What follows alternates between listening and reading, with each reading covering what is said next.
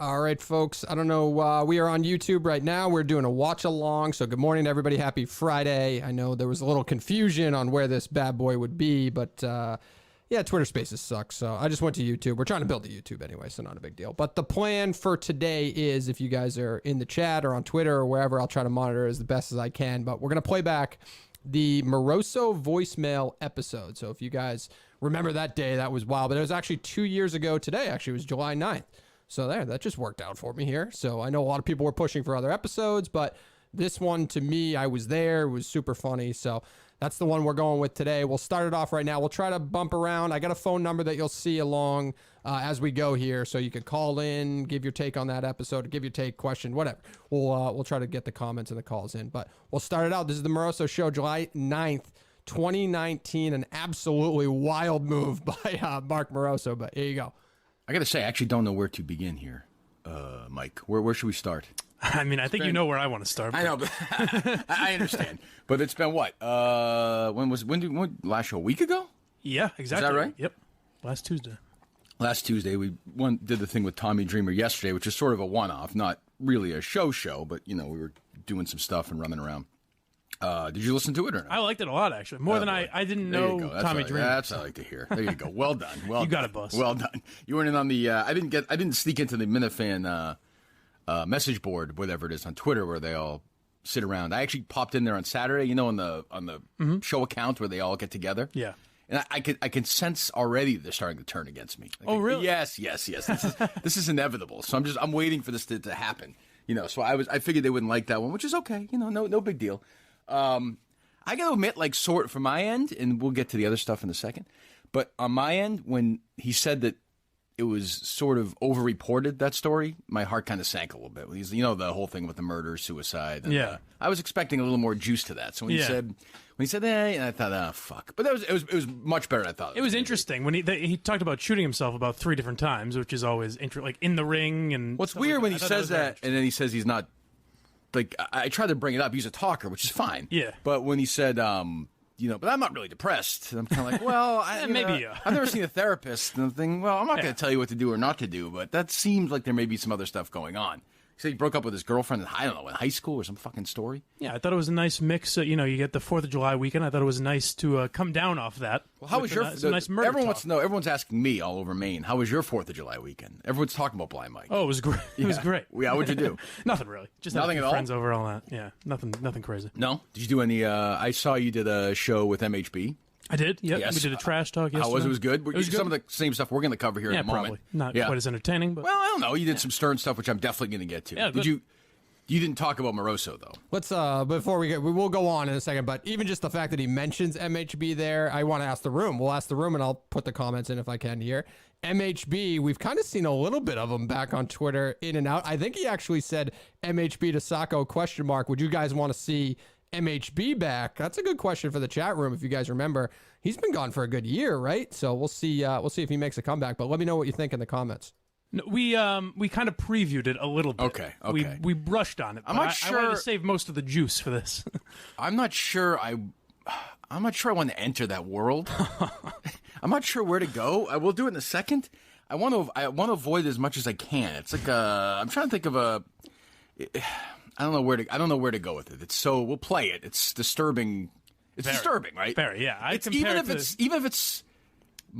it's him joking around, it's just like it's weird. Yeah, it's no matter weird. which way you spin it, it's disturbing. Like if he's kidding, it's disturbing.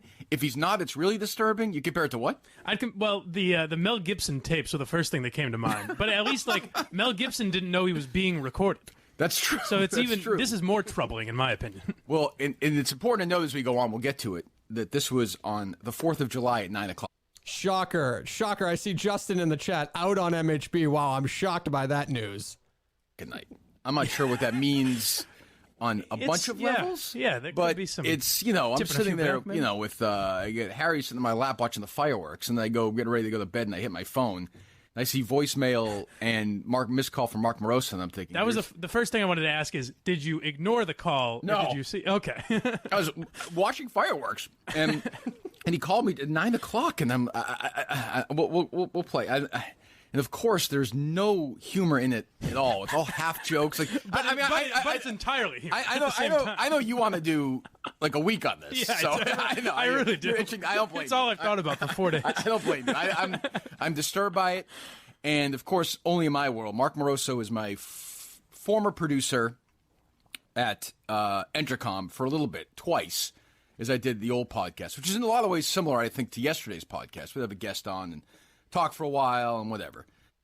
So 2 years to the day today, I actually didn't even, I'm just remembering this shit as we go along, to be honest with you, but that must have been the first day I filled in for that kind of 3-week spin, because he did the Tommy Dreamer episode. That was pre-recorded, so I think we came in on a Tuesday, and this was the first one, so that is just, I don't know. But it seems like, by the way, I'll just update the chat, everybody is basically out on MHB. I hope that Justin's not setting the tone there for all you guys, and that's a honest opinion, but I don't know. I always thought MHB did a good job. It was funny. Shit happens on Twitter. Somebody in the comments said he bailed after Albright, but whatever. He's funny. Red, I don't know why you're out. Why are you out on him, Red? But whatever. We'll get back to the episode. We tried to get Steve Robinson at one point. He wouldn't do it. Steve Robinson's my producer now. He's gone. We hired Dave Cullinane to replace Moroso. He lasted 2 days. He is now back filling in for Robinson. Cullinane left because of the Alan Dershowitz, Jeffrey Epstein story. And yesterday, the Jeffrey Epstein story is the biggest story in the country. So Cullinane is here today. He'll defend himself. I want to hear his version of the story here in a minute. But first, obviously, we got to get to our great friends at GetRoman.com. We know. I actually was watching what was I watching last night? You guys want me to? Do you want me to fast forward through the ads? I mean, we probably should get rid of the ads here because there's no. It's bang. Let's see if it's over. Even though he did probably 3-minute ad reads there. There's men's cancer as well. But the real still fucking going. What do we fast forward to 3 minutes? GetRoman.com is to have longer lasting sex. Have you used yours yet? I have. Oh, you have. Did I talk to one of the Roman guys at the sales meeting in New York? Sure, I did. Did we have a great conversation? Sure. Was it marketing talk? Was it high level that I can't get into it here? Sure, it was. I was tipping a few back, so Okay. it helps you. I would say there's no way to do business. Was it successful? Yeah. Oh, good. Yeah, definitely. And the I assume was with your girlfriend? Yes, of course. No complaints. Very happy. No complaints. Yeah, more. Lasted longer, of course, which is nice. For Good. me. I could use that. That's what it's all about. So lasting longer. We're gonna play. We are on minute number 4 of that ad read at the On moment. the show, we have a actual female listener, a testimonial, if you will, about the powers of GetRoman. GetRoman.com. Go there today. You were just Simon. You were looking for the ad there. Kirk. Save a little bit of money. Help us out as well. GetRoman.com/Kirk. GetRoman.com/Kirk. I don't know who the GetRoman Twitter account is. I just know who the fat ass was dressed up as him at that Peace Abbey rally or whatever the thing was going on. I know who that is. GetRoman.com. GetRoman.com/Kirk. I'm listening to Kirk Minahan's podcast. Sports and show business. Kirk Minahan, who is apparently a derelict of some kind. Thank you, sources. You're right. If Dershowitz wasn't such a dick, it wouldn't have been an issue. That's what I'm talking about. Kirk Minahan, what kind of thug are you? Yes, well, he is white hot right now. The head. I also want to say something about Kurt Minahan because I like him. Kirk is like a sports genius who everyone hates. We'll do it live. Fuck it. Okay, so this is totally, Mike. I'm leaving this up to you today. All right. To kick things off, do you want to go Stern? Do you want to go U.S. women's soccer? Do you want to go King? I was very into the U.S. women's soccer. So Well, I mean, but, I yeah. just don't. I can't. I gotta be honest. The chat is talking about the intro. I don't like the song, and I said that when I was in there. I don't like a stereotype. Like, we're from Boston. Obviously, every radio station in the fucking city plays that stupid song as an intro. But I do like that intro. What do you guys think? Maybe we should talk to Kirk about bringing back an intro. I don't mind that. Maybe in the comments, let me know. I don't really want to get any trouble today. I'm not really. Yeah. It's hot. There's no AC in here. But like, it's just this weekend was just a fucking Twitter fest of these people. Look, the women won soccer. Fantastic. It already feels like it's 5 years ago. Yeah. Like they won. Awesome. Great. Congratulations. But like, can we stop fucking topping each other? And I mean, they were the favorites going in, right? I have no idea, right? At worst, the co-favorites. I guess. So they won. Like, what's the big fucking deal? Like, why is this like? They're people talk about how empowering and like. Yeah. Aren't we past that now? Have we got there? Well, not until they are paid more than everyone else on the planet. And I could be wrong, but like I've seen the men's World Cup was last year, right? Yeah. brought in $4 billion. The Women's World Cup brings in $140 million. Nah, who cares? I mean, what get these numbers like, out here. Like, what? That's am ridiculous. I missing anything else? Is there anything else in this conversation that Yes. needs to, what's that? Well, the women are more empowering to young people than the men. And you see these and that's tweets- worth more than billions, Kirk. And you see these tweets from like these assholes, like your friend Pete Abraham at the Boston Globe. Did you buddy, see this yeah. one over the weekend? Yeah. Where he said he was at a baseball game. Of course, he was in Chicago, I think. And the game ends. This is just. Does anybody believe this happened? Pete tweets like he's in a rocking chair, gently telling his grandchildren about these tales. A bunch of people were watching the USWNT game. That rolls off the tongue. In the press box at Comerica Park. This older gentleman who works at the park slapped his hands together when it ended. Isn't that great? He said several times. Fabulous. Cool seeing how sports can shape society. That is cool. That is cool. Okay, so, great. They won. Fantastic. Awesome. How does that shape society? Because now... Billie Jean King winning, I understand. Like, she did beat a 60-year-old man, and people think they threw the match, but that's no big deal. She won, and I understand. At the time, there was... Can I ask you guys a quick question? Because you guys are contributing in the comment section. These watch-alongs, right? Like, I wanted to do a listen-along because what are you going to do? Just sit there and watch me listen to the show? Now, we are going back and forth, so this is actually a good thing. This is a good thing that's happening with the comments or whatever. But what would make this stand out if you're doing a watch-along for, be it movies, be it the show itself, whatever it may be? Because everybody does them, and I've always found everyone boring. I was telling Justin yesterday on the wrap-up, not to kiss Barstool's ass, but like Grinelli and Borelli did it well with the hockey stuff. It's typically pretty shitty. I know WWE does it a lot with like 12 people in a room. It always sucks. Even with premier talent like Pat McAfee in the room, it just always sucked. So anything we can do to make it stand out, I always think the comments are always what you want to do and focus on that. But we'll get back to the show here. Huge discrepancy. Like, what changed? Because if women can play soccer, they can do anything. Didn't you know that? Don't we know that? Like, I don't know. I feel like I don't know, my daughter's 12. She's got a bunch of friends. They were semi into it. Some were, some weren't. None of them think that they can't do anything at this point, right? Which is awesome. Great. They all think that. Like 38-year-olds on Twitter or Pete Abrahams on Twitter are acting like this is something that it's because eventually people lose things to complain about. Like it's kind of it's so dumb. Women's soccer, at least in this country, is equal to men's soccer. So you've achieved that. But I'd say it's bigger. It's bigger, yeah. So but there's just things people want to complain about. So they're like, well, see, the women can win. They should be paid more. But all these people tweeting, there's no money there. 3 months from now, if some women's soccer league is start up again in America, maybe there's one now, inevitably will. They're not going to go watch it. It's the same fucking thing over and over again. Yeah. So these people pandering on, I don't know. And then you get people like, I don't know. What's her name, Colleen? The one who Natalie, asked you never to we can never mention her. Oh, sorry. Which one? The one who said never to mention her or something on Natalie something. Oh, Wiener. Isn't it Natalie Wiener? Oh, the one who blocked me? Yeah. She blocks everybody. She blocked me. I've never communicated with her in my life. She blocked me on Twitter. She tweets out, she's got a blue check mark, whatever that means. Something as great as the imbuing. Okay, I thought I was an idiot because I didn't know what that was. Right there with that word. That sounds like a Steve word, by the way. That's my first shot. Yeah, that's my first shot. That is a Steve word. That actually, yes. We will, hopefully, if Mike is watching along, I'll text him. Hopefully. I don't want to wake him up at 7. We got 2 hours of this bad boy. You guys are obviously going to hang out for the entire 2 hours. So we will call Mike at some point, I'm sure. Maybe even call Mark Moroso, obviously. The team represents probably the least important one is American. Like, what does that mean? I don't even.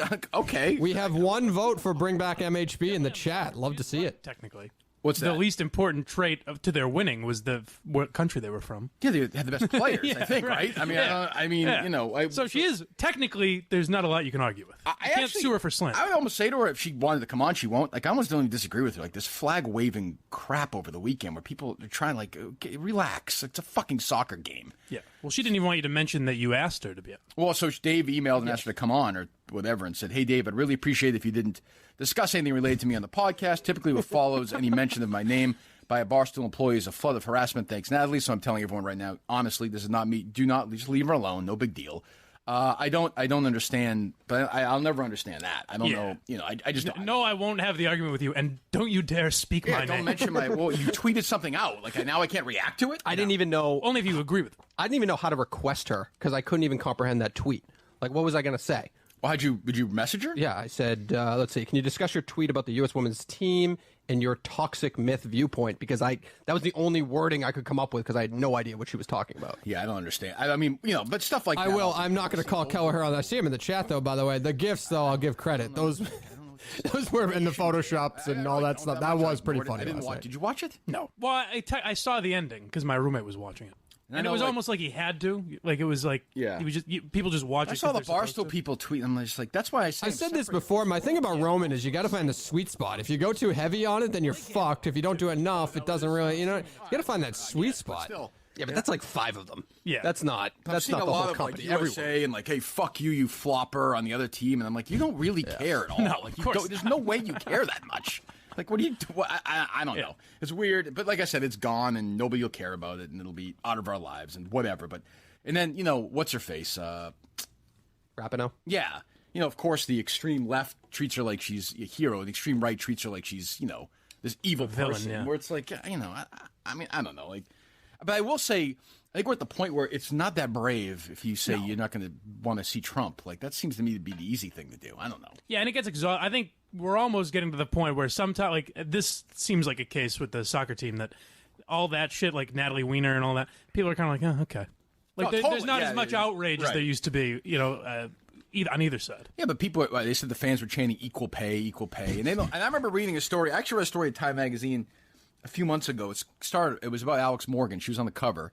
What's up with that, Cameron? Your wife wants a lackluster time in the bedroom. What's going on there? Does she want you to last longer, Cameron? Why don't we dive into this a little bit? She's leading this crusade, and she's a pioneer, and how it's not fair. And buried in like the 27th paragraph was that stat that the men's World Cup makes 26 times with the women. I'm thinking, so it is fair. It's literally fair. I'm like, that's actually the only part that matters in the entire. Right. Like, it would be like saying, I'm trying to think, if there was a concert tour.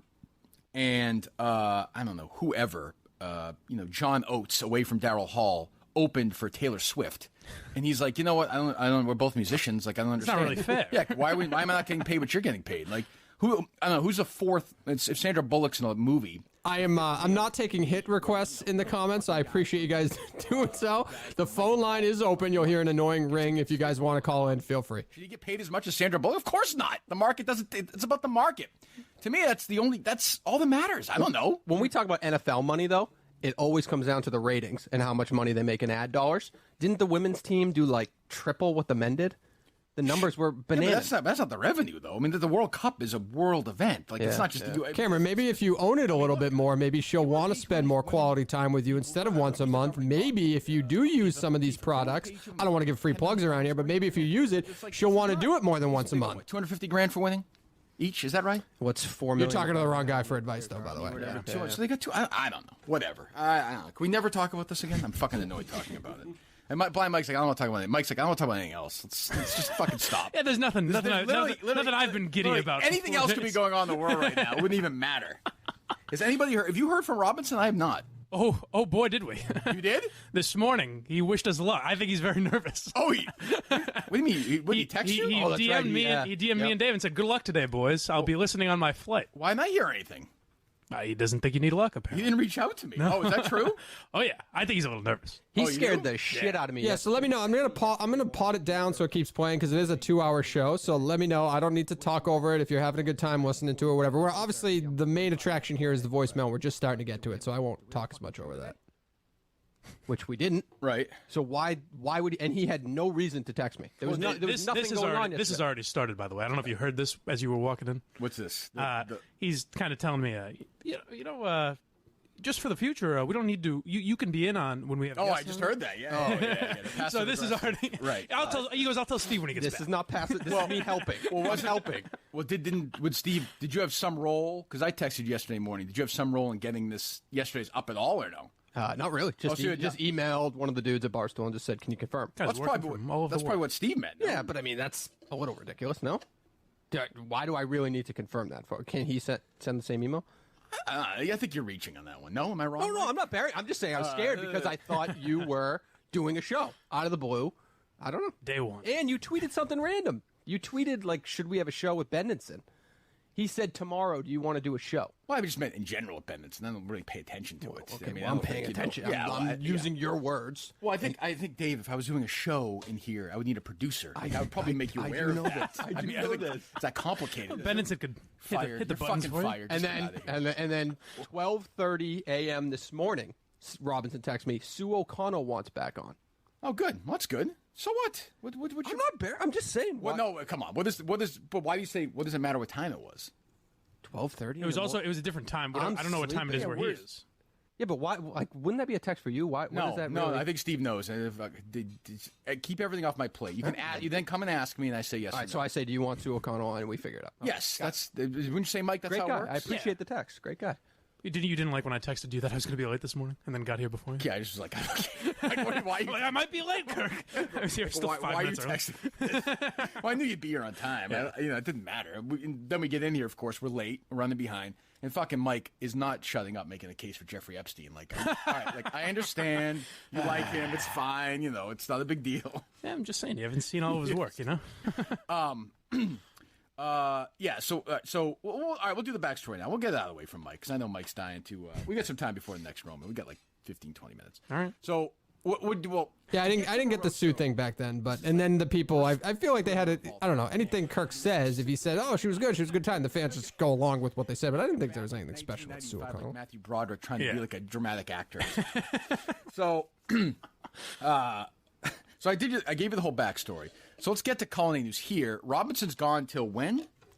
3 weeks, right? End of July. Jesus Christ. Where is he right now? Do we know? He said he'd be listening to us today on his flight to Rome. So I don't know where he is right now. Flight to Rome. I have not heard word one from Robinson. I think he knows that, we're good. Like, he'll come back. He didn't call you on the 4th? Can you imagine, for 1 second as this goes over, can you imagine saying yes to Sue O'Connell but no to every fucking idea I've thrown at him? That is...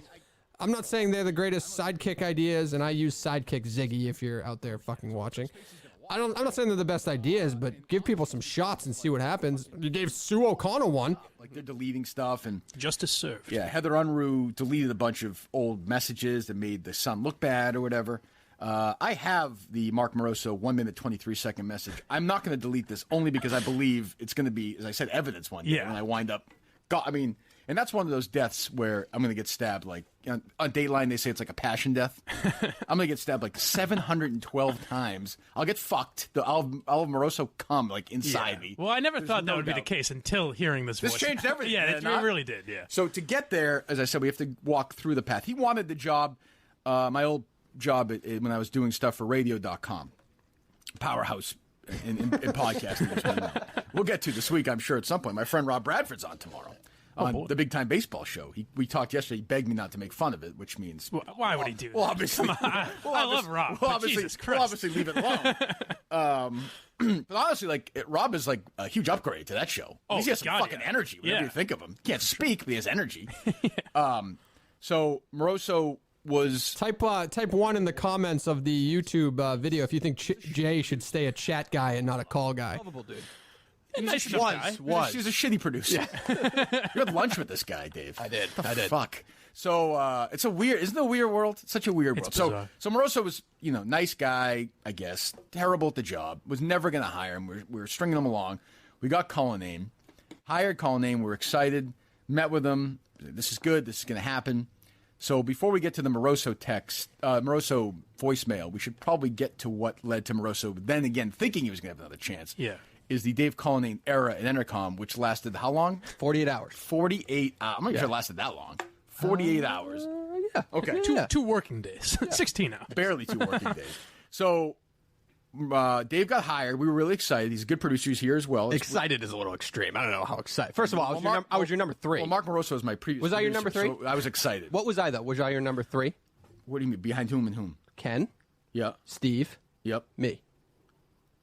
Yes. You don't. You could add in some other people. If there's one vibe I've gotten from Jay, it's that he'll look at all this voting going on in the chat and he'll really respect it. It was whatever. No, but there's good people. I'm not shitting on it. There's good people in your circle.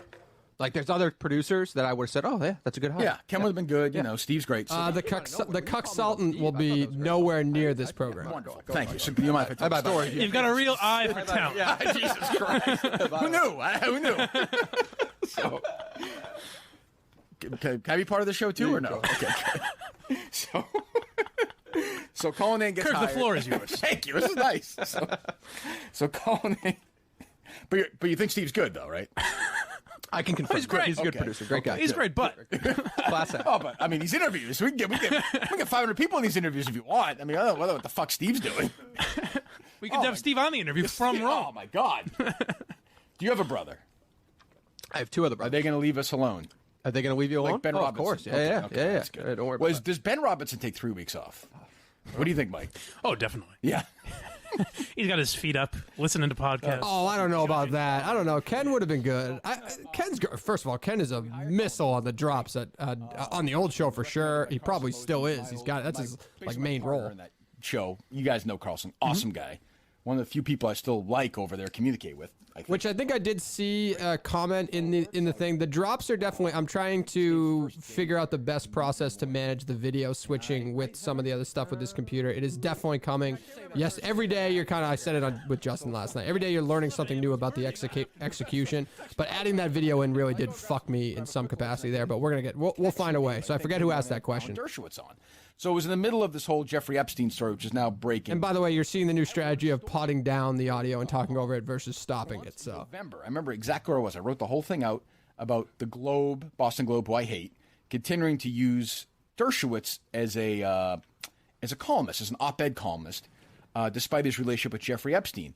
No big deal in my mind if everything's square because he hadn't been convicted of anything. But the Globe is finger wagging about the Me Too era, and you have to believe victims.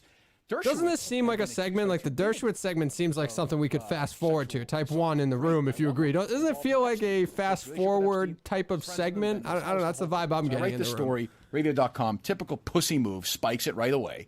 Never saw the light of day. And this is my first thing I wrote for them in November. So right then I'm like, this is not going to work probably. So on we go, da-da-da. And the Epstein story gets a little bigger because of that Miami Herald thing. The woman we tried to reach, Julie Brown, who is, now getting hailed all over the place, correctly so. Did a great job. Mike knows nothing about this story other than you can see the rage in his face. He's getting ready to defend Epstein. I think we should move off of this. So, you read what?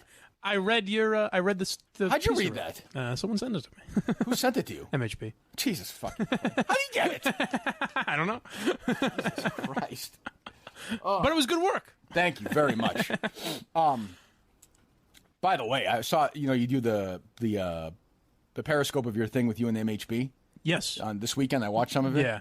Oof. He said he was losing weight. Is that not the case? Oh boy. He looks obese. See, he knows he can get away with lying to me. I won't notice. He looks like.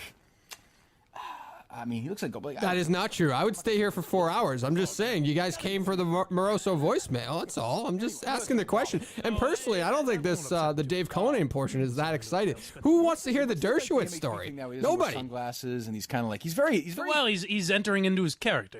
He's kind of letting his hair down. Okay, good. Yeah. So anyway, I'm sitting there at Subway in Brighton eating my sandwich. Not a care in the world. I get a text from Cullinane. Hey, do you want to have Dershowitz on? And I think, oh, fantastic, great. And he said he can come on right now, right? Basically, or 5 minutes, or whatever. Just say your name is Mike Greenberg. Don't ask me why. So I bolt in there. You guys all know in the chat at least, because you guys are, how many people are watching this? All right, so you guys are the most loyal of the loyal crew here. You guys know that this story has been a little misconstrued, right? You know that there was nothing really wrong. I've explained this time and time again. I think you guys are on Team Dave here, please. Can I talk to you for a second? I'm like, yeah, sure. And he's like, this is the most unprofessional interview I've ever done. Essentially, this is an ambush. I was lied to. And basically hangs up. And I'm like, what the fuck? But as that's going on, I'm doing interviews back to back with that Jan Broberg lady from that wild Netflix documentary. Did you see that one, Mike? Yeah, yeah, big fan. I know whose side you're on. That well, story. There's a lot of gray areas, I would say. but so it starts, and I could see chaos like behind me. I could see Cullinane going in and out. Jeff Sadolano, who is calling people. He's my boss in New York, who I still talk to once in a while. Also a nice guy. They're one of the few people there I like. And Carlson's going around, so I know something is fucking rotten in Denmark. The interview ends with Broberg, which was like an hour.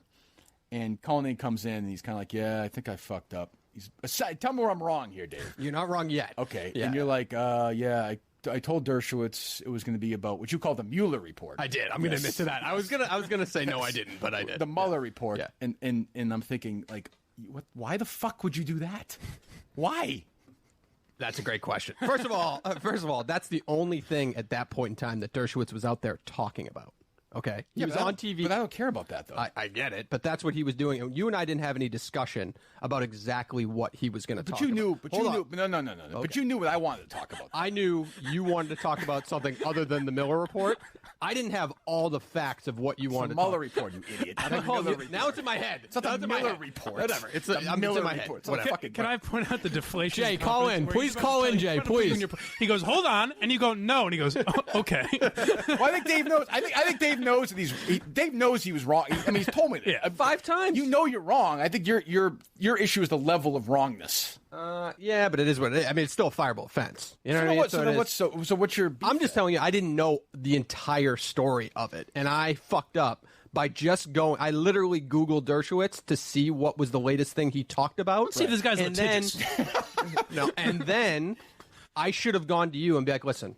Who would you do the interview with? Like DC and Emmett, or did you do it on Trash Talk where you said DC said something like, "Oh, he was going to come on anyway and talk about it." If I said to Alan Dershowitz, yes, the answer to that's yes, because he came on again after. After you already had the question. Have you ever seen him on Twitter? He tweets at people. He says he's willing to talk about any time, any place. I don't know if I fully agree with. Okay, if I said, "Will you talk to Kirk Minahan about your connection to Jeffrey Epstein?" He would have agreed. By the way, when I think back to this show, I said that like we were talking about whether or not he would have come on to talk about Jeffrey Epstein, and I responded to it like answering, "Oh, maybe he wouldn't have." It didn't even. I don't know why I didn't bring up in that moment. Probably because. Whatever. I mean, Kirk is going at me, and I just don't think it. I didn't know the fucking story, so why would I ask him to come on about something I wasn't even paying attention to? I literally just Googled Dershowitz, saw him on CNN talking about the Mueller report, and that was that. Was that before or after? I don't remember, but yeah, go ahead. Okay, I didn't know the story. Yes, and I went with. Okay, fine, but how about this thing where Dershowitz then says this is coming from a Boston.com. Okay, so I have this dumb freaking thing, and I don't want to go into a long email. If I have traded emails with Kirk Minahan before, I just go to my email, search Kirk Minahan, and reply to the latest email. Okay. It was another lie through this process is that it was Google, it was Gmail, it was my personal. You want it, DM me, I'll give it to you. And I replied to a past email. The problem was the subject was the old show that I worked for, and that's what probably fucked him again. So there's like a fucking barrage of mistakes that just accidentally happened. I called it the Mueller report. I mean, so you can understand where, and Dershowitz, by the way, and we could Google this. I believe he's been involved in lawsuits before. Yes. So I would say it was probably not a great move on your part. It was not a great move. Okay, then that's all I'm saying. Okay. There's a story. So where's your defense? It seems like in the past you've kind of been like, oh, I've got this big defense. Oh no, that's a nice conspiracy, David. I was just trying to protect Epstein by trying to get Dershowitz on to talk about the Mueller report. I did not assume you knew anything about it. That was never an issue. Listen, we have no issues. We have no issues then. Mike, am I missing something? Your competence was never in question. Great question, Reg. Great question. I still go to my Gmail, look to see the communication that I've had with somebody, and depending on the importance of the email, I either will reply to that thread or very likely if the email is more, I'm not gonna say more important, but whatever. If the email is I'm back on the screen. I'm not dropping a deuce. If the email is of a higher level, I guess you could say it's start a new one, new subject line. Is that a wild decision? I guess so, but I used to book the same guests over and over again, and it was just easy to just go through the thread so they knew the familiarity with the situation. Is that a fair explanation? It's honest. And shit. I mean, we had like lawyers talking to lawyers and Sadlana talking to it was even over my head. Like it was gone. I was a little shocked at Dershowitz. I mean, the guy's is he pushing 80? He's damn near 80 years old. He's got to be. He's got to be, right? Yeah. I had 3 conversations with him in the moment, apologized profusely, took ownership of it, and he just wouldn't settle down. Fuck that guy. He's a lawyer. I know, but I mean, at the end of the day, you told him right then and there that you didn't have to air that podcast. Correct. I said before all that shit happened in the hallway. Well, what's crazy about it is we did the podcast again. It was essentially the same podcast. Like it was literally, but he's a lawyer. Except you asked about the report. Right. You had to. Yeah, that's right. You wanted for some reason, he wanted 2 questions about the report. So I gave him those and we got into it, which it is mine. I think he's a lawyer. He's thinking, well, okay. I did, by the way, have it, and then my hard drive crashed. I had the audio of, thank you.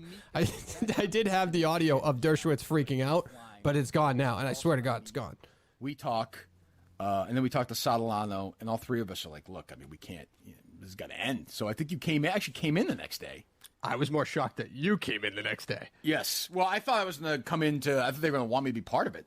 And then Sadolano was like, yeah, we have to get rid of him. Oh, he didn't fire me in that moment, though. That day you didn't? No, he told home, me right? he suspended me, and then he called me like 90 minutes later. And so it was over? Yeah. It's a good run. It was a good run. It was a good 48 hours. So that happened, and then so Moroso comes back. So Moroso comes back with the same thing and whatever, and then, I'm doing shows on Moroso, and I remember toward the end of it, this guy Casey Sherman, who's a local writer in Massachusetts, he's written some books that have been made in the movies, wrote something about in the Herald that was semi-interesting, and at that point I was like, whatever, put him on, fine. And Moroso called me that day and was like, hey, Casey Sherman also, he'll come on, but only if he can talk about a story he wrote in Boston Magazine. And I was like, are you fucking telling me? I'm at the point now where Casey Sherman is dictating things to Kirk Minahan. And I was like, fuck you, basically fuck him. And that was like another big moment where I was like, obviously I'm done here.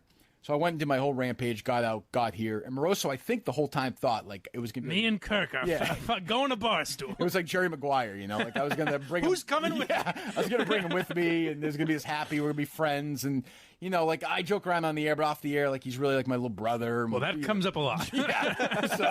So that didn't happen. So, I went and got Robinson. And Moroso kept checking in during the process of me hiring a producer. Like, hey, what's going on? What's going on? Did I ever get a paycheck from? I think I can't remember. I feel like I did. I don't know. No, I must not have. I can't remember. I apologize. I can't remember if I got a paycheck. I feel like I didn't. In telling him that I'm going with, and I forget how long I had been gone from Entercom at that time. Yeah, I don't think I got a paycheck from him. You know what I mean? Like, I hate saying it's funny because I was about to say. That was kind of big of you. Like, you didn't have to call him. He didn't really even work for you. So that was nice of you to do. I also have an old 401k with that shitbox of a company that I should probably figure out, too. Kind of, in a way. Like, just, I'll just give you some of the... So May 16th, 16th is when I did my Periscope thing and said I was leaving, basically. Moroso, I'm in on anything you want to do. Let me know what I can do, even if you want to just get lunch. He's big on lunch. Entercom pays me whatever a week. I have nothing to lose here. I'm 100% in your corner. No answer. You need anything? Hey, boss. That's a separate text you need to. Any updates? Congratulations. Remember, whenever you end up, you'll need a producer. Me, finally, will do. That's the response after 6 in a row. Hi, Kirky. I'm sorry if I came off as arrogant. Working with you is a thrill ride. He says. Yes. Thanks for letting me into your world. I hope it's not over for us. Whatever you need, don't hesitate to reach out. I miss you. Now, before this, were you worried? And how did that change when reading I Miss You? That's just, no man should, it's just, it doesn't. I don't say I miss you to my best friends that I haven't seen in a while. I don't say, like, hey, I barely say I've missed you to them. I don't think I've ever missed any of my friends. And then he got very into this thing where you and he did a podcast together. It was just whatever. It was fine, I thought. He became very obsessed with me releasing this. Like, it was important to get that out there for some reason. He texted me about that one day, like 2 weeks later. Yeah, I was like, it's and over, Mark. He goes, it's over. A shame that never went out. Great podcasting. Yeah, it is. Like, man, I guess it's a shame. Yeah, it's like that great, unreleased Springsteen album that people want to hear. Yeah. Kirk, I feel strongly that you should grant me the opportunity to interview for your producer job. Who knew he felt that way? Then Monday, June 17th. The people need to be able to access you. Fucking call. You're right. I got to get that 401k out. Yep. What's the other comments in here? Take him out to lunch. All right, maybe I'll text Moroso. Take him out to lunch. Should have picked me. Miss you, buddy. Oh, so he's been trying to stab Steve in the back for months. Yeah. And then he got into the whole character he is not. That's good to know, Justin. It opens at noon. Halfway Cafe. Shout out to them. No free plugs. With a mic. This is the thing he did. I'll man on the street with it. I'll have a pic of you in the mayor, ask people who they are. I'll find people who think Barstool is sexist. I'll die in the streets of Somerville before I fail you. He loves to get extreme. There's no one's calling for your death. And then he got into the whole. Then he got to the whole thing with like you remember the whole thing. We had the Curtatone, right? And he's like, the whole like blackmail game with him. Don't fuck with me. So he called me for advice. Yeah. Oh, geez. Of all people, great during that situation, and you called him back and interrupted our conversation. Yeah, I said, I gotta go. I explained to him, I was like, you're going to give us this, like, or we just won't play it. There's no It's not a game. Like life will go on. Like, oh, do you think so, Mr. Minahan? Isn't that interesting? That's exactly what I thought you would say. Right into my hand as usual. Come into the web. You love the idea of Moroso being like this evil genius. I love thinking of him like you're talking to, like you're kind of laying down the law, and he's like, "Oh, you stupid fool," rubbing his hands together. That's your take on it. How stupid? Oh, so what you're saying is you'll never play it? Oh, well. Yes, Kurt, play the voicemail, just as I always knew you would. So I mean, like he's obviously. I don't know. I don't know what to say about him at this point. Like, talking about him is funnier than him. Yeah, by far. Like by far. He's the guy. For anyone that doesn't know, he's the guy that dressed up like a dog and ate dog food. Oh, but did he though? It was chili. You rubes! I fooled you all. It was chili all along.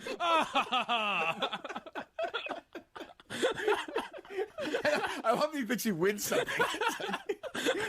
Congratulations, you ate chili the dog food outfit. You got no money for it and nothing out of it. That was the best. Is he went after like me and Steve and the Minifans for being overly sensitive, and I was just like, yes, none of us have had the lack of pride to put on a dog suit and eat dog food for virtually zero gain. But he's part of like this. There's sort of in the Minifan world, he's part of it in a weird way, but he's hated. Like, by the fans, for sure. Yeah, nobody likes him. I don't mind Mark. He's an alright Well, you're guy. friends with him, right? No, I wouldn't say friends. We're acquaintances, yeah. But you had lunch with him, Dave? I had lunch with, well, first of all, I was having a beer with MHB was the plan. Right. MHB was texting me and saying, I'm going in. A couple appetizers with MHB. Yeah. Maybe. Yeah, just some light. MHB text, he said he's going to the studio on Friday. I said, hey, do you want to grab an awkward beer? Because I never met the guy. That's what I thought we were doing. All of a sudden, I'm in the parking lot, and he says, Moroso's coming too. Is there an MHB Moroso relationship? I don't know. That is odd. Because I wouldn't think... I know Moroso DMs him about things like, "Hey, do you think this is a good idea? Hey, do you think I should do this?" Jesus. So he asks a lot of advice. We'll play it when we'll do Roman here in a second. I had honestly forgotten Moroso existed for the week. I don't think about him. It's almost like I forgot about Ben. That's a pro tease right there to the chat. Are we keeping the ads in the show for the watch along? Let me know. Last one was a good 4 minutes. Let me know.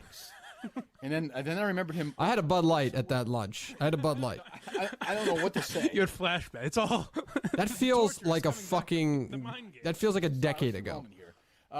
Do we have this? Voicemail, Dave, or no? All right, hold on for a second. Yep. So, we have a listener whose boyfriend. I saw this on social media this weekend.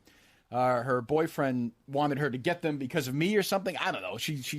She sounds like she's a... That is not true. They do work. That is not true. You just got to find the sweet spot. I've already said. I brought in the mail the other night. And skip ads for 1, no ads for 2, no free ads for 3, no 4. All right, we're skipping it. Hold on. He purchased Roman swipes. He made it very clear. Is that Lindsay, by the way? Listen to the show. Her and her boyfriend are using it. It's making their sex life better. I kind of want to go back. Was that Lindsay? Roman.com. All right, can it please there be we over? Go. You get chewed by bugs. It's like the same thing over and over. Yeah, I get the same. What is going on with fireworks? All right, so go to GetRoman.com/Kirk right now. Save 15% and be satisfied like this customer and many others have been since the Kirk Minahan show kicked off. Speaking of voicemails, and July 4th and fireworks. So how am I supposed to say? I'll give you an ad if you want it. Call. How much? So, like I said, what does that mean? Literally doing the 4th of July. I'm with the kids, enjoying the fireworks, enjoying a day of America. The last thing I'm thinking of is Mark Moroso. Literally, the last thing I'm thinking of is Mark Moroso.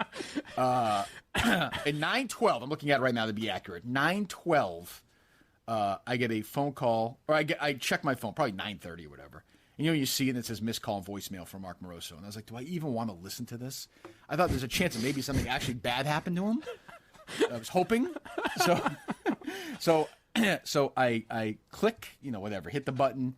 And a minute and 6 seconds later, I am not the same. I'm not the same person after listening to this. I mean, I don't know.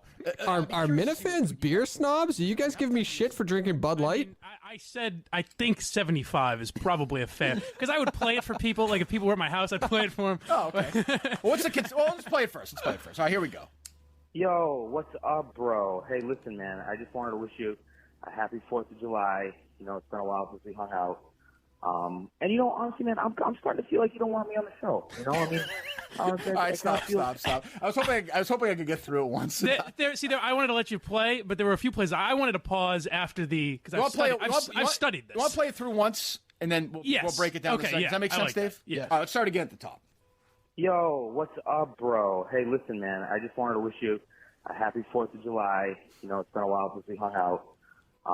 And you know, honestly, man, I'm starting to feel like you don't want me on the show. You know, I mean, honestly, it kind of feels like it's not a joke anymore. It kind of feels real. It's like, you know, I once I was in on the joke, but now I feel like I'm outside. So I just want to see where you're at. Maybe you want to grab lunch, chill out. You know, that's cool with me. So I think we could be so much more. That's all I'm saying. I mean, have you ever seen Behind the Candelabra? Because I feel like you're Michael Douglas, and I could be Matt Damon. You know, 5 years that could be us, bro. That's all I'm saying. And also, you know, Steve, he's all right. I don't like him. He kind of sucks. But can you give me his address? Just let me know where he's living at. That's all I need. So, you know, and just let me know when you want to get lunch, let's say next week, because I'll be honest with you, if you don't go to lunch with me next week, I'm going to officially start to feel like you actually don't like me, or like you don't want me on the show, you don't want to hang out with me, which I think it's like a joke. I think it's a joke now. But if you don't go out with me next week for lunch, then I'm going to feel like it's real. That's all I'm saying. So I miss you. Call me. Let's hang out. It doesn't have to be radio stuff. Let's go get a pizza. All right, Kirk. I'll talk to you later, buddy. Happy 4th. All right. I don't even know. So there are two ways to look at this. There's a lot. All right, so I'll pause it for 1 second. He's about to get into it. I just want to know, before we go into it, I want to see what everybody's perception is. I think this was peak Mike. Like, peak Mike. He is unbelievable at kind of analyzing and these quirky little things that happen like this. I told him years ago, I said he should do kind of like a Tosh.0 ripoff where, well, I guess basically there's like a million shows like that, right? Like Ridiculous just makes jokes about social media stupidity or whatever. But I think that's Mike's like legit calling, and he should do more of that shit. At least two ways to look at it. One is that he's a psychopath. Yeah. Two is he thinks he's playing like a Andy Kaufman-esque kind of funny character. Right. Like, I'm the obsessed guy. Yeah, who's also not funny at all, though, and like more annoying in a way. I almost wish he was a psychopath. Yeah. And so I don't know. Well, the first thing people think when you hear that he left you a voicemail at 9 on July 4th is that he's shit-faced. Right. Well, I think there's But he doesn't sound inebriated. Sounds slightly slurred. Maybe like he had a couple beers. Yes. Got a little liquid courage. Yeah, he sounds impaired. I just don't know how much. He's not hammered. Yeah. He's no. He's as articulate as he's sober. Yeah, right. Who would know? So, like, it begins. Let's just start whenever you want to stop, Mike. Okay, because there's a lot. There are a lot of stopping points I'm going to have here. Go ahead. Yo, what's up, bro? Stop. Not a good start. Still one of my favorites. If I know you, and in fact, I think I've been there when you've said this to his face. That yo, what's up, bro, is going to turn you off immediately. Right. But when I hear that, my first Mike is literally on he's making all the comments that you guys are making in the chat right now. This is by far the best version of Mike. Again, maybe he's joking because he knows that I know it pisses. Like, I don't know what's going on here. So what's going through you when you hear yo, what's up, bro? Is it like, well, he's going to ask me for money? Or? No, there's a sinking feeling where I realize, this is going to be this call. Like, this is not like, hey, something happened to me or my mom died or I don't. Were you assholes ever going to tell me that the camera settings make me look like I have the reddest fucking face on planet Earth? Nobody wants to point that out in the comments? Whatever. Like, hey, I saw this story that might be interesting to you. Like, I'm like, oh my God, this is the call. Like, you've always like the call you've been expecting. It's like one of those Lifetime movies where a girl like moves to a different town, assumes a different identity. He's at the back door. Yeah, and then he shows up again. It's like Sleeping with the Enemy, where it's like, oh God, he's back. Like, I had forgotten about him. Life was good.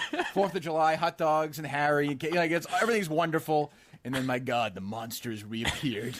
Yo, what's up, bro? Go ahead, continue. Hey, listen, man. I just wanted to wish you a happy 4th of July. You know, it's been a while since we hung out. Now, pause. First of all, have you ever hung out? No, I haven't. I have. You know, he talks about getting a pizza at the end. Yeah, I've had more pizza with you. Yeah, I was going to say. With Mark. And I got to say, not worth a call. not particularly entertaining. What's that, the lunch? The pizza with you. It was fine. It just would have been nice if you pointed it out. Maybe it's got to be the lighting or the camera setting. I just keep me in tune with this stuff. Happy 4th of July, really, anyway. It's not like I don't even understand it. But did you text him back and say, hey, if you ever want to grab lunch? During all the... Well, that's the thing. You said that to me. Yeah, well, yes, but I didn't mean it. A, okay. B, and B, I didn't do it. I would never do it. But Moroso would think you mean it. Right. So have you ever intimated that maybe you want to grab a pizza? No, in no way, shape, and I assume he means each grab a pizza. Like he would get his own, of course. Well, I assume he means like he's going to turn my skin into like pizza cheese and eat it after he kills me. No. So is he thinking? Now, here's what I want to know, and here's where the Rupert Pupkin scenario comes in. Right. I want to know: does he consider like being in the studio with you, hanging out, or has he envisioned a scenario where you two have already hung out? And you've asked him, like, Steve, listen, Mark, listen, Steve's going to be away for 3 weeks. I need 3 weeks from right. And he's like, Kirk, I just can't give you 3 weeks. You ask anything of me, I just cannot give you 3 weeks. You know what's the best part of that scene in that movie, the King Comedy, is when the girl comes over and asks for the autograph, and he's like, that's my father's name. Whatever. Even like in his... he's a hack in his mind. Dreams, he's not funny. Like Jerry Lewis is kind of like, it's not... It's like, Rupert, I'm begging you. I just need 6 weeks. I just need... Kirk, I just cannot ask me anything else. That's true. Moroso's probably... that's a good question. How deep is absolutely. Next time I'm in Milwaukee, I'll let you know. Definitely do lunch. I wonder what he... Or an awkward beer, maybe. We've hung out. That, evidently, yeah. Maybe. Go ahead. Continue. And honestly, man, I'm starting to feel like you don't want me on the show. All right, stop. This is going to take forever. I'm starting to feel... Now, you've started the show. You've hired a producer. You hired a second producer. I've turned him down twice. I'm going to tell Mark this like as loud and clear as possible. This is not an act. I don't want you to be part of the show. Like, I don't know how else I could say it. I have said it nicely. I don't want. Well, I'll tell you, I ruined that for you because I laughed. So he's gonna say like, "Oh yeah, I'm in on the joke. I'm in on the joke." Well, the thing is, we're making. He's the happiest person in the world. Right. Today at 11 o'clock, he's gonna be so happy because we're doing a whole fucking show with this lunatic. Go ahead. Honestly, it kind of feels like it's not a joke anymore. It kind of feels real. It's like, once I was in on the joke, but now I feel like I'm outside. So I just want to see where you're at. Maybe you want to grab lunch, chill out. That's cool with me. So I think we could be so much more. It's cool with him.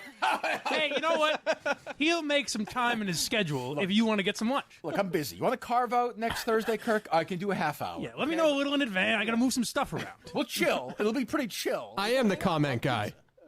Go ahead. So I think we could be so much more. That's all I'm saying. I mean, have you ever seen... All right, stop. I hate to keep doing it. We're about to get into really, like, weird... I don't even understand where this... We could be so much more is the... I've never heard that said to another man... Even like lovers. So let's say, like, if you didn't know, like, you would think that before like the producer stuff, you would think this is like a couple. I cannot put the comments on screen. I'm doing this via a different service, not the one that you guys use. You're on the outs. He had to stay at his mother's for a few days. Right. Yeah. Like, we could be so much more. I miss hanging. Let's get together. We can chill. No pressure. We don't have to fuck. No big deal. But I just want to hang out. It would just be good to see you again. Yeah. It'll be. I just feel like like they used to be in on. Now we're not in together. And like, what am I missing? Like, what's going on? Southpaw, are you paying for lunch or what's the deal? I'm open to it. No, I'm not. I won't do the Applebee's in Walpole. I've been wondering that for 5 days. Oh, Moroso.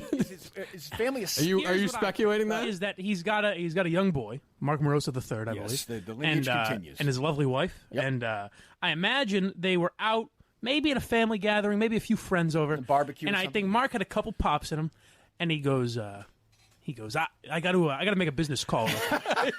And he breaks away and he goes, you know what? I really think this is the time. Kirk's probably with his family. He's probably looking at Harry Minahan thinking, why is this a lump? Why couldn't he grow up to be what Mark Moroso is?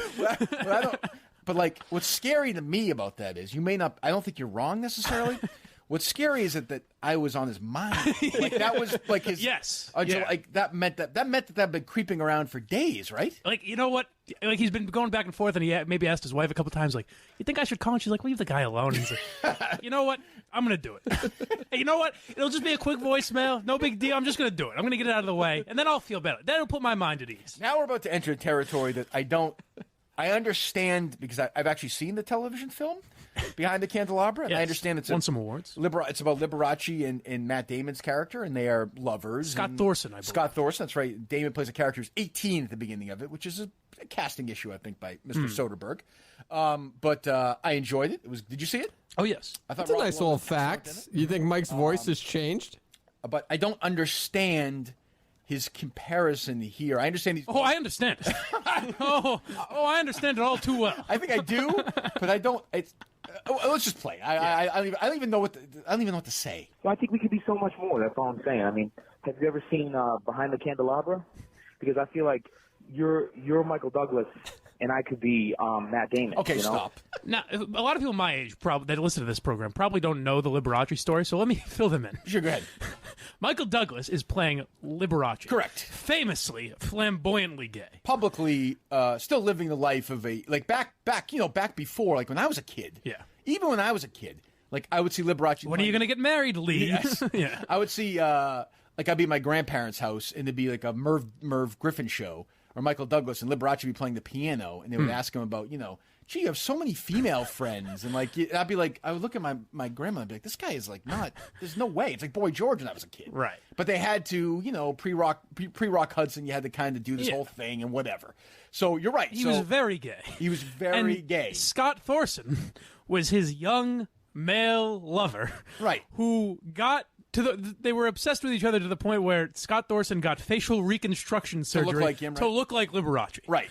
And now having set that up, and like it was and he was basically almost like a sex slave, and then he found another guy and moved on. Right. Which I guess is Robinson. So I guess now in this scenario, when Moroso is, but how is it? I'm trying to think. So that studio didn't do a lot of podcasting. I remember Red 13's more of like music studios and stuff like that. And I do remember there being like literally 3 different mics. So every single person in that space had a different mic. They do that, but like he worked part time for me for like a month. I'm not sure how I. It's very similar. It's almost the same thing. Okay, go. Is that? Do you understand that? Other than like a cheap like gay joke or whatever? I guess that's what he's trying to go for, but I don't think maybe he doesn't realize. My guess is he's never seen the film. I think you're probably right. So maybe he doesn't realize the levels to which this love. Well, I think he knows that the two of them are having, homosexual sex. He thinks it's funny because it's like, oh, we're gay. Yeah, we're gay. But it's like the obsession is so much more there, which is ironic. Yeah, right. Go ahead. You're Michael Douglas, and I could be Matt Damon. 5 years, that could be us, bro. That's all I'm saying. Now, I want to know what he means. Why the 5 years timeline? What do you mean? Like, does he think? Why 5 years specifically? Like, he thinks. I didn't hear 5 years. What did he say? He said in 5 years that could be us. Bro. That's all I'm saying. Oh, that's right. Yeah. What does that mean? Yeah. So he's like, hey, just give me 5 years, Kirk. Just give me 5 years to make an impression on you. I don't think I'm asking that much. I have never spent 5 seconds outside the studio. Oh, that's not true. We did the Marty Walsh thing, but I've never spent any time socially with Moroso, nor would I ever. Well, just give him 5 years. That's not. I don't get why you're so. I'll be 50 years old. So I'm texting Moroso right now. I'll try to call him. I gotta find out where Moroso is right now. Yeah. My family and start like in that movie they take like baths together and they sleep together and they travel together. And just give that a try for say 4 or 5 years. For 60 months, I'm going to. All right, go ahead. 5 years, that could be us, bro. That's all I'm saying. And also, hold on. You should write a book on this. I could. There's nothing. There's no. In school, there's never been a project I've worked on more than this. I've listened to it over and over again, endlessly. 5 years, that could be us, bro. That's all I'm saying. And also, Steve. Here we go. So Moroso, what's up, bro? I miss you. We're listening to your voicemail live on YouTube. Can you call in? Send. Now, I think Mark is thinking is he thinking there, boy, maybe Kirk will take heed of that comment and fire Steve? Or is he just... Oh, Mark doesn't like Steve. Had I realized. Or is that just the anger? Is that just anger right there? I'll tell you what it is. It's Mark saying, I'm going to be diplomatic here. I'm gonna be the bigger man, and I'm gonna say, Steve, you've got my stamp of approval. But then he realizes that kind of takes away, like if he okays Steve, that takes away his power. And he realizes if he okays Steve, then Kirk's gonna say that's the Moroso you love right there because part of it's like, oh my god, I'm losing my grip on this. My master plan is falling apart. Well, Steve sucks. Well, he's thinking if Steve gets the Moroso stamp of approval, Kirk's gonna say, oh well, then that's all I need. Now Steve's got a job. House of Cards is falling apart. Right. But Moroso's so smart, he quickly makes the save. It says that Steve He kind of sucks. Everything's restored. You know what I said a mere millisecond ago? Forget that. By the way, think about how long 5 years ago is. Like, think about how long... 5 years ago, I was at Barstool. No, I wasn't even at Barstool yet. Where was I 5 years ago, this week was Aaron Andrews. Oh, wow. That's a long All-Star break, yeah. Go ahead, let me hear the rest of it. He's all right. I don't like him. He kind of sucks. But can you do me a favor, dude, and shoot me his address? Okay, now we're in the world. So I did. Is that a big deal? That's a big deal. Thank God he's out of the country. Yeah. Let's hope he has Simply Safe. Well, I gave him his address and all. There you go. I gave him his address and all the places he was going to be in Europe. It seemed fine. Mark's got some connects in Albania here. So Moroso's now trying again to be funny. Right. I will have it. It comes off as like you're hunting him down. That's Moroso trying to be like, I didn't think he just texted me. I didn't think you meant literally. So Kirk is in the chat. Justin he's fired up. He's in the comments under the Kirk Minahan Show name. Clearly, like losing your mind. It's not as funny. Right. Like it's. How much time we have left on this? I think we got a good amount. I'm here. Just let me know where he's living at. That's all I need. So. By the way, sorry, I'm going to pause this every 2 seconds. He's incapable of speaking a sentence. Like, he just can't. Yeah. He's always thinking of the next thing, and he's like... He's also, for the listeners that don't know, he's claimed he's the funniest guy in the building. But there's how much humor is he giving us today? But that's true. But there's when he says... Stop asking questions of Kirk. Ask him of me. I'm trying to kill 2 hours here. I need the questions. It's simply, I'm going to ask for his address with no context. Right. Like I said, the idea of him, his whole image is much funnier than... There's nothing funny about him. But the idea, it's the class. I mean, it's great. I mean, it's great. Yeah. Go ahead. Just let me know where he's living at. That's all I need. So, and just let me know when you want to get lunch, let's say next week, because I'm going to... This is brilliant by Moroso. It's not, when can you... It's, let me know when you want to get lunch. That's a sales tactic. Very smooth. Yeah. Very smooth. I have to admit, I fell for it. Yeah. Once again, I fell right into his game. Like, I guess Thursday at noon I'm free. I'm not asking you if we can get lunch. I'm in fact telling you when we're going to do it. Just you tell me when you're free. I'm allowing you to pick the day. I'll carve some time out for you. And just let me know when you want to get lunch, let's say next week, because I'm going to be honest with you, if you don't go to lunch with me next week. Now, here's what I want to know from you. Yeah. In that moment, there's a split second. I know what you're going to say. There's a split second where I thought threat coming, and I want to know what you thought was coming after this word. Now, Moroso always says, "I'm going to be honest with you," so I wasn't that concerned. Okay, but you're right. I remember thinking he might just say, "I'm going to cut your fucking." The Grim Reaper was at your doorstep. I'm going to be honest with you. I'm going to be honest with you. I'm going to come after you with a machete. Which at that point, honestly, I'd be like, fine. Like, as opposed to, I would rather have my family. I'd rather chop my head If off. Moroso gets back to me, absolutely we have to see if Moroso will come in and try out for a Sacco show. Scenario other than him to kill your family. He used to have a podcast, I think, with one of his, at least a friend or somebody from radio. He had a podcast. For an hour? Like, how awful does that? Like, how awful does that sound? And talk about what? Because here'd be the lunch. He's like, so it'd be like it would really be like Rupert Pupkin. It's very Rupert Pupkin-esque. It would, yes. It's like it would be him saying, I got some great ideas for the show, and you're just looking down at your food, trying to get trying to appease him as much as it can. I put the number up earlier. If you guys want to call in, chime in on Mike on this episode, I'll put it back up in a second here. But I put it in. It is 617-752. Hold on, 617-752-1587. 617-752-1587 if you want to call in. Anybody but Jay.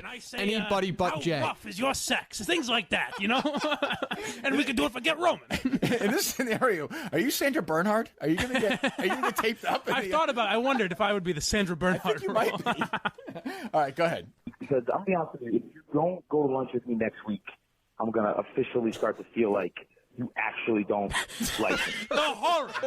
Oh my God, Kirk, get on this. Have you text him back? Hurry up! He's going to start to think he's not a part of the show. I like that it's official.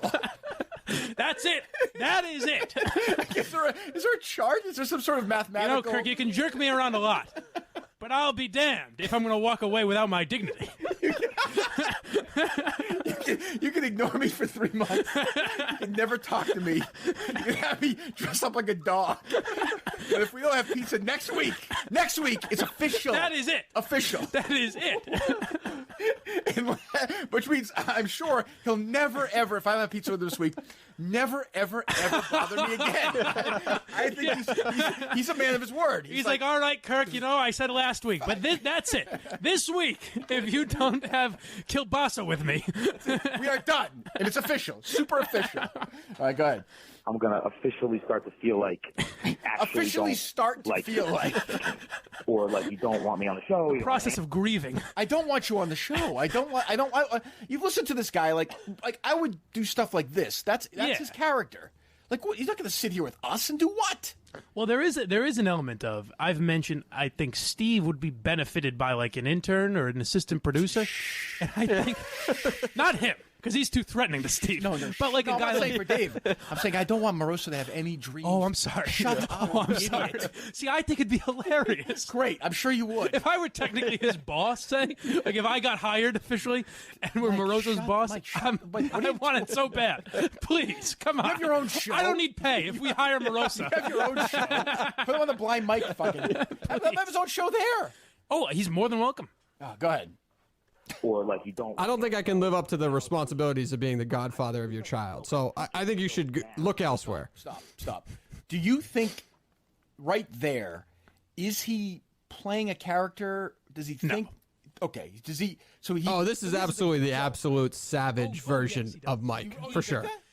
So here's what he thinks. Here's why the call was made, I believe. Go ahead. Ladies and gentlemen of the jury. No, I believe the call was made because he says people have gotten in his ear and said, listen, stop fucking talking about Kirk Minahan because he doesn't watch you on the show. Right. And he's saying, man, is it possible that every single person except for me is right about this? The answer is no. So he sees that window closed. Mark Moroso, thanks, says, Dave. Congrats on the new job. I've left a lot of voicemails in my day. Which one are you talking about?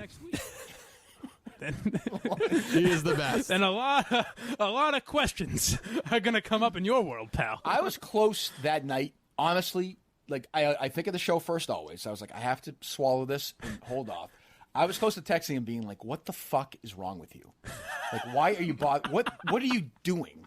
But I didn't for the life of it, because, it's just, how would you feel if you got a message like that? Well, how would you feel if, like, Jerry Callahan left you that message? Like, a genuine friend of yours was like, hey, can we go to lunch? I haven't talked to you in a while. I'd get lunch. That would be like, you'd think this man was on the brink of doing something and he's a friend, and we've been through a lot together, and I love him. Like, we've had our problems, but I love Jerry. That's the only scenario where this message is appropriate. Right, but Jerry's one of my best friends. That's what I'm saying. It's a complicated relationship. He's one of my best friends. Moroso is...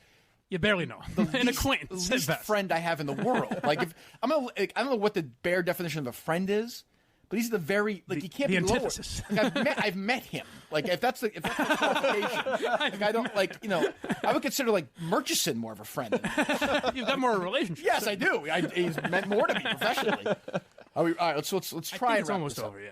I think it's like a joke. I think it's a joke now, but if you don't go out with me next week for lunch, then I'm going to feel like it's real. That's all I'm saying. Even like the phrase of "go out with me" for lunch is an odd phrase. Like, you want to go out with me next week? You're going to go out with me, almost like a mafia tactic. Yeah, like it means something else. See, I think it's more of like a girlfriend thing. Like, go out. Like, that's obvious. Yeah, obviously it's later than that. But if I was going to text you and say, hey, you want to go? Like, will you go out with me? Let's and go have out. Lunch? Let's go steady. Yeah, but like, you want to go get? I don't know. The whole thing is so fucked up. Go ahead.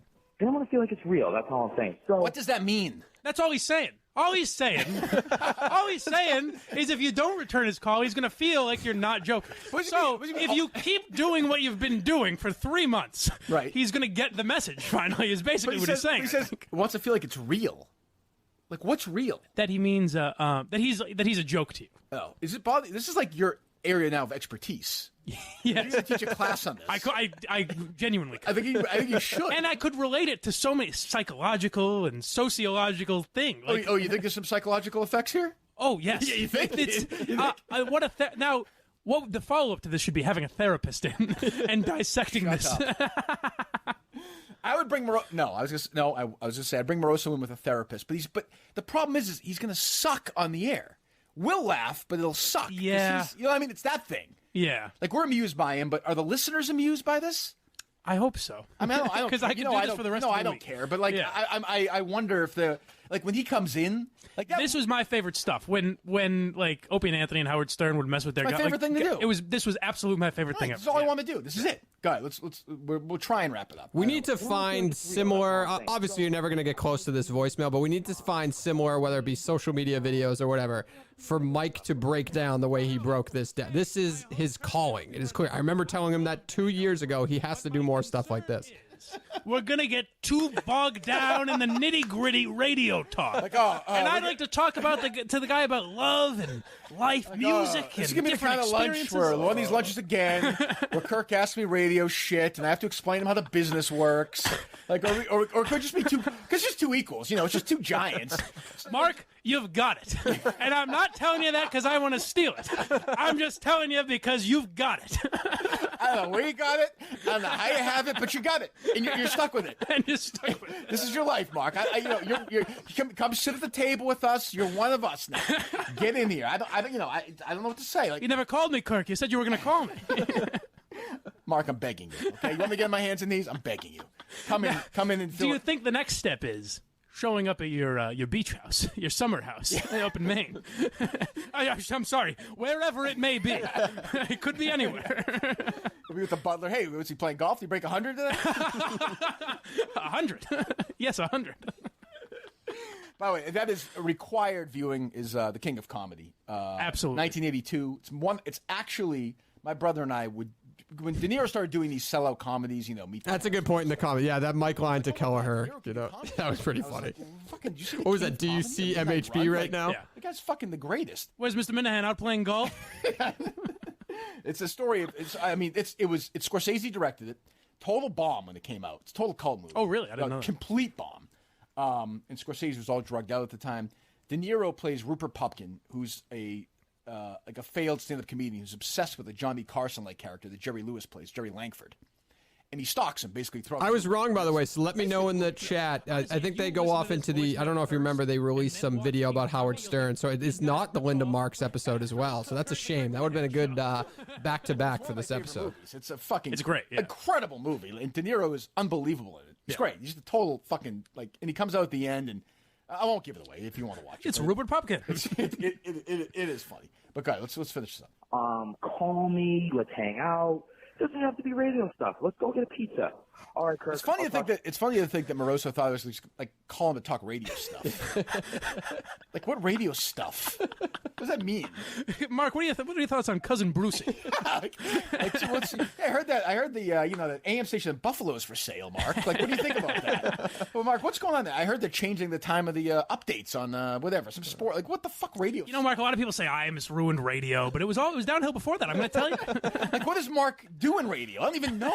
Oh, was that the one? I thought it was MHB for some reason. Well, that's the thing. You don't have to don't worry about what he does because he can talk about any subject. What did you talk to Moroso about this lunch, Dave? I don't think we talked about much. It wasn't that long. It was like 15 minutes. Sensed. Well, it was done so fast. No, we were the three of them just gobbled everything up on their plates. MHB was just obsessed with his notifications, just on how he did on the show. Oh, we were just talking about that. Yeah, he had a because it was right after that, right? That's true. He was in that. He was in the zone. Yes. He was in a zone for sure. By the way, his own way, another psychopath.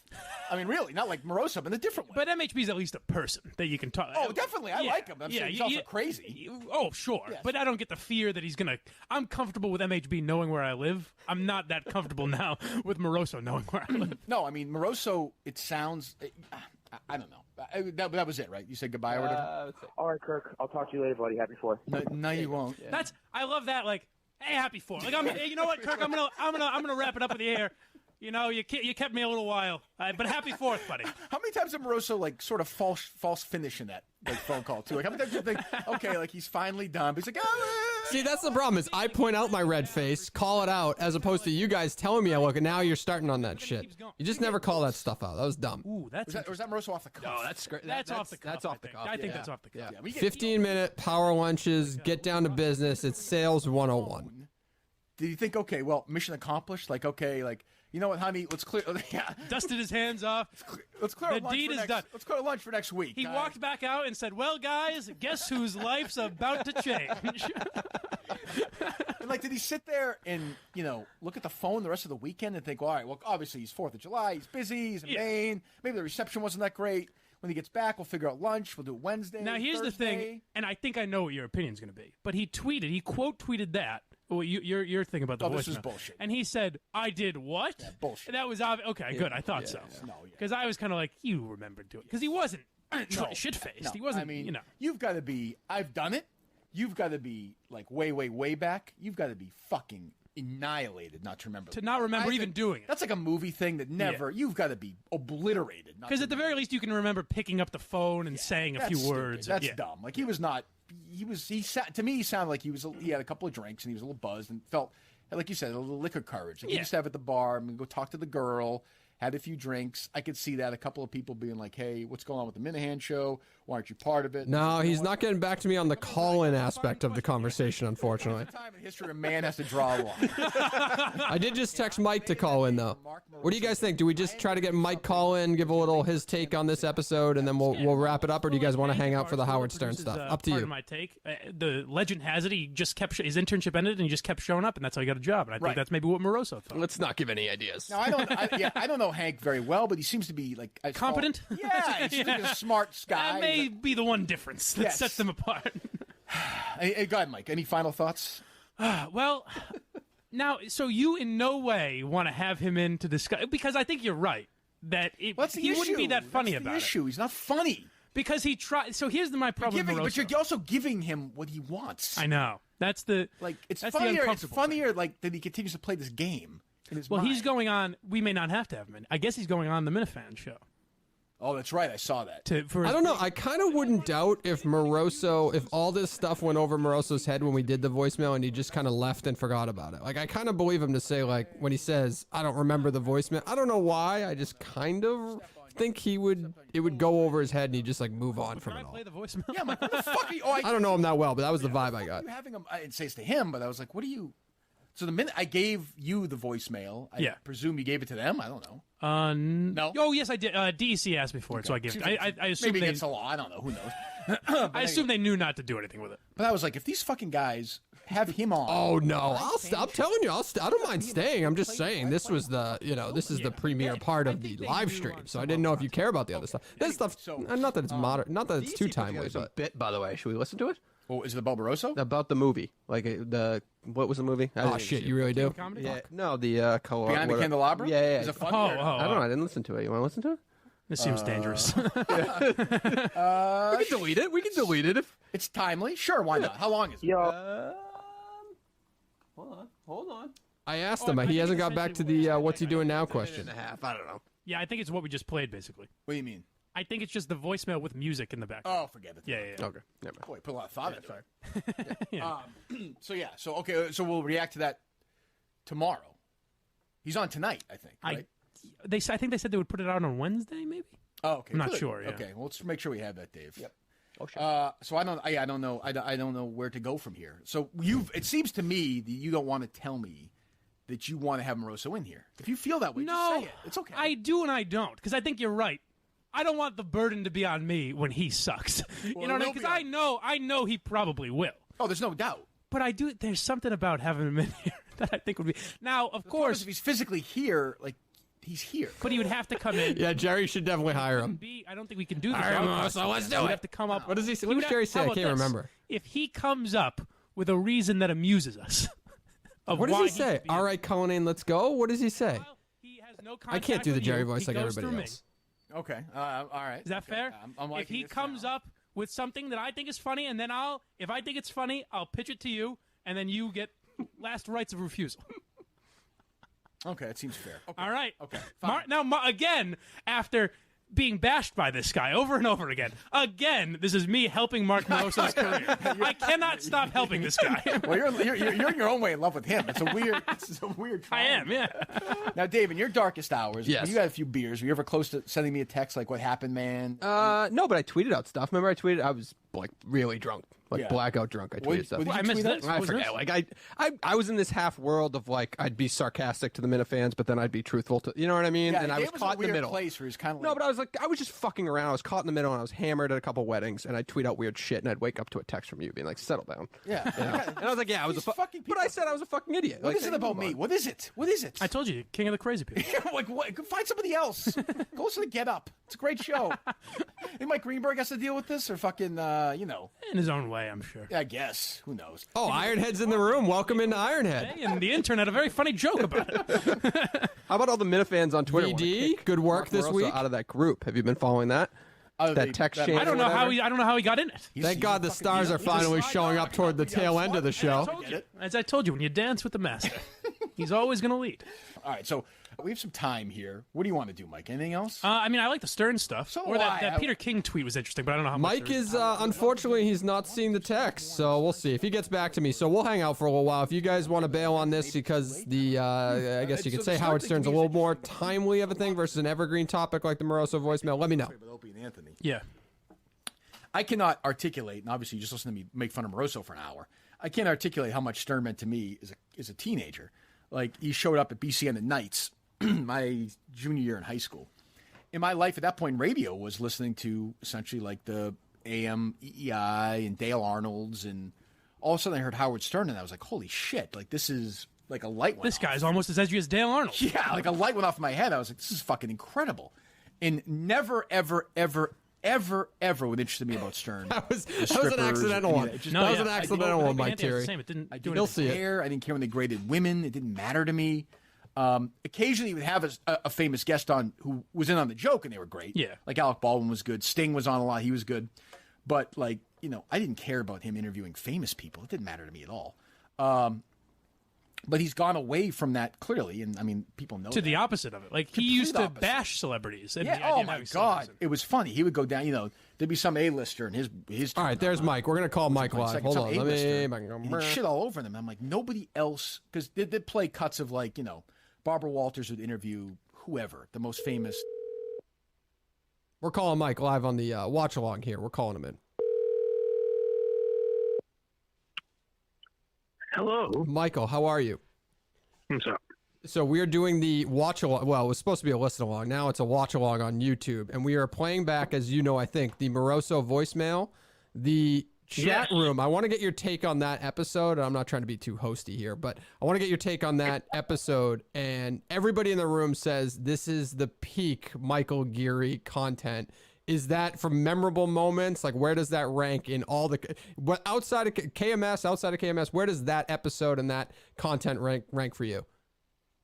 Well, Dave, first of all, thank you for having me for this very natural conversation. Yeah, that's so true. Sorry, I mean it is live on YouTube. You know, I'm trying. I'm not a normal host. You know, so this is new to me. No, that was definitely the first time I felt like comfortable because it was someone I knew.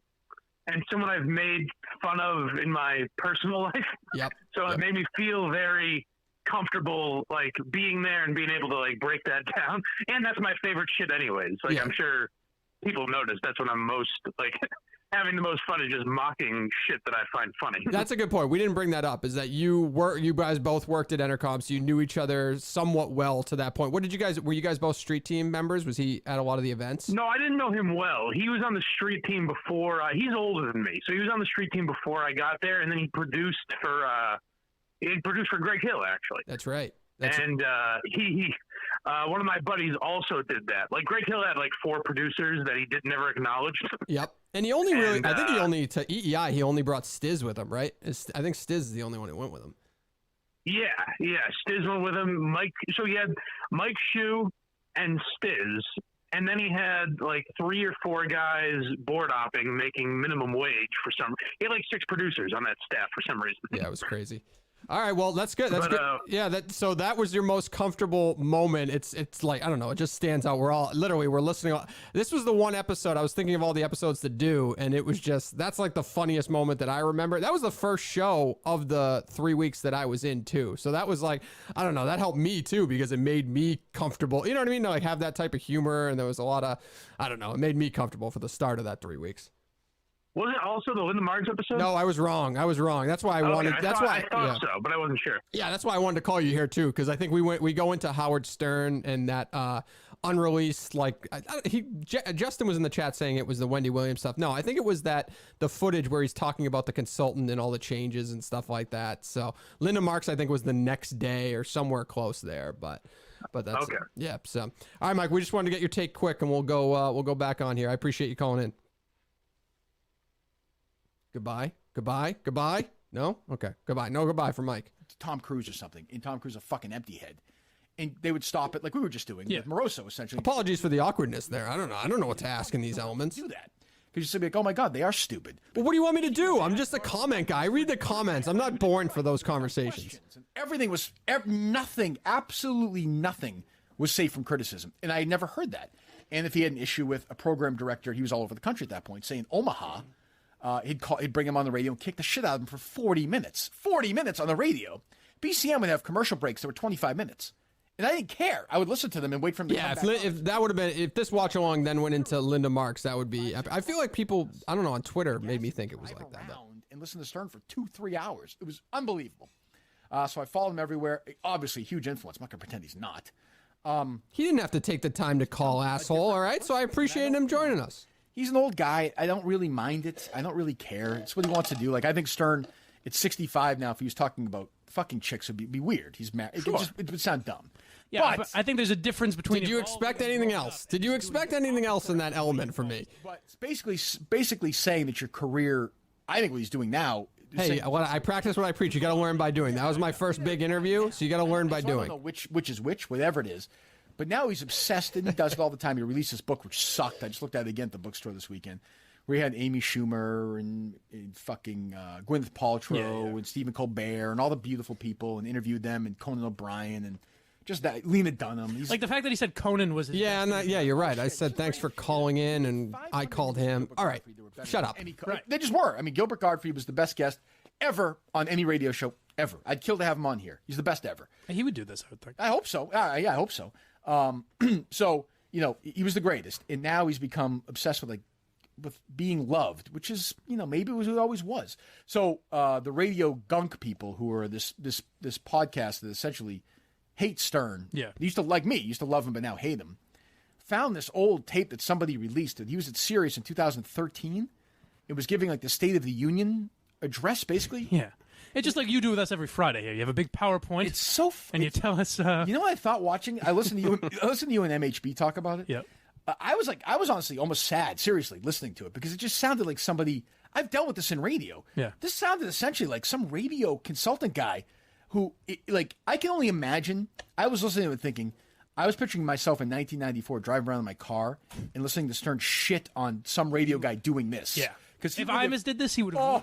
For months, he would have ripped the shit out. Or any radio Johnny. No, I'm not calling him back to apologize. All right, so listen, I feel like you guys are still on the mic thing in the chat room, so I say we wind it down here. Anything else? I want to get some feedback too, in terms of how to make these things better in the future. So let me know in the chat or tweet at us, the show, whatever you want to do. You know how to reach us. You can always reach us. Let us know how we can improve these in the future. It was actually kind of a fun watch along. I think the Mike one, just because it was such a standout performance, is kind of an easy one to watch along with and have some fun with. So, but hopefully in the future we can do more of these. We can call the people involved a little bit more. I'm surprised Moroso didn't want to call in. That's all right, not a big deal. But thank you to Mike for calling in. Thank you for you guys for showing up, and we'll try to make it better next time. All right. So, all right. If you don't have any more questions, I am out of here. I am going to awkwardly click stop, and then we will be gone. But thank you, everybody, for hanging out. Thanks for Justin for monitoring the comment section there. I wanted to hear... No, come on. We're out of here. We'll be back. We'll do this again. We'll do more of this stuff on the YouTube channel. I appreciate you guys